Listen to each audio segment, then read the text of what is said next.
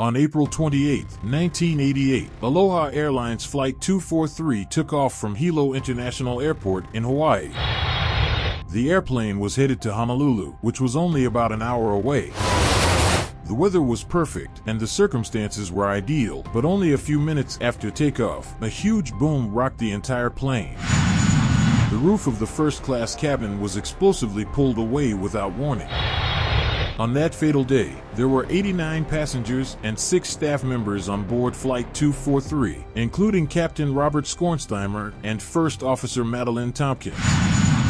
Together they had more than 10,000 hours of flight experience with Boeing 737s. The plane was 19 years old, approximately 10 years over its anticipated lifespan. It had also performed 3 round-trip flights from Honolulu to Hilo, Maui, and Kauai earlier that day. Nothing out of the ordinary was discovered during the pre-departure examination. In addition, the plane had just passed a Boeing service bulletin and an airworthiness directive from 2 distinct inspectors.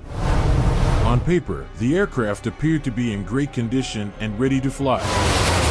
However, while one passenger was boarding, she spotted a split in the fuselage about midway between the aircraft door and the bridge canopy. She assumed that the staff was aware of it and hence said nothing to any ground crew or employees. After all of the pre-flight inspections were completed, the jet lifted off without incident. The plane took off, going higher and higher, with passengers still being shown seatbelts on placards. When the pilots started leveling down the plane at roughly 24,000 feet, they heard it. A blast. A massive cacophonous explosion was followed by the sound of wind rushing. First Officer Tompkins' head was thrown back, and she noticed debris in the cockpit, such as insulation foam. When the pilots turned back, they saw the cockpit entrance door was gone. But instead of the first-class ceiling, all they could see was blue sky. Passengers in first class were horrified and clung to their chairs.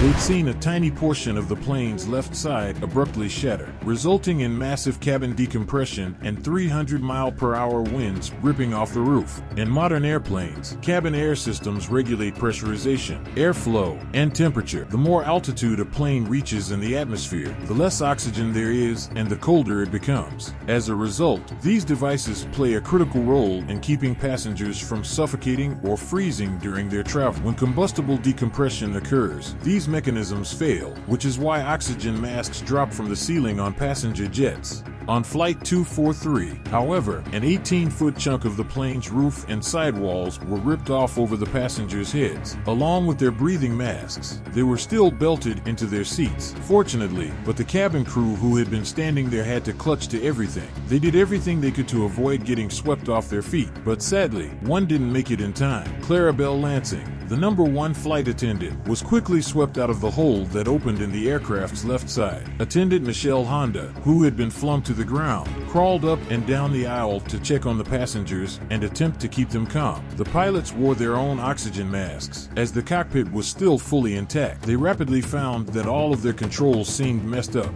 The jet was sliding left and right, threatening to crash into the ground at any moment.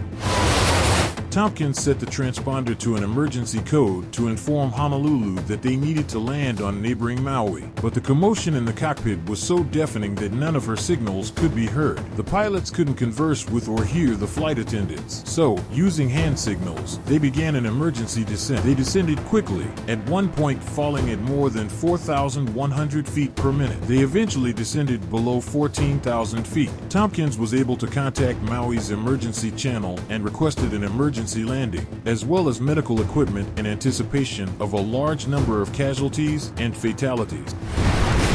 The first-class passengers began to suffocate due to a shortage of air. When they were below 10,000 feet, Captain Skornsteimer slowed the plane to comply with air traffic control speed limits. They could at least breathe at this altitude, and he proceeded to slowly maneuver the jet towards the runway. After slowing to 170 knots, he observed that the plane's responsiveness was deteriorating and needed to be traveling at least 130 knots in order to land. But he had no alternative. His choices were to either slow down and lose control of the plane in the air, or to land quickly and risk crashing. Tompkins was instructed to lower the landing gear. The main gear light was green, but one of the extension lights was not, and the nose gear was not down. They overrode the computer to dump it, but it didn't work. They tried again, this time pulling the override lever down, but the light remained off. Instead of wasting time trying to clear it, the captain insisted on landing the jet right away. If he was mistaken and the front landing gear wasn't truly down, they wouldn't survive hitting the tarmac at over 200 miles per hour without anything to stabilize the front of the plane. Fortunately, the landing gear indication lights were broken. The nose gear was actually down 13 minutes after the combustible decompression. Schornsteimer and Tompkins managed to land safely, and everyone's mouths dropped as the emergency services arrived at Kahului Airport. The plane had been torn open like a sardine can. 65 of the 89 passengers and crew members were hurt, 8 badly, and 1, Clarabelle Lansing, died. The plane was irreparably wrecked. Unfortunately, Clarabelle Lansing's body was never located, but the incident might have been much worse had it not been for the crew's incredible bravery. They deserve to be regarded as heroes. What do you think? Subscribe, folks.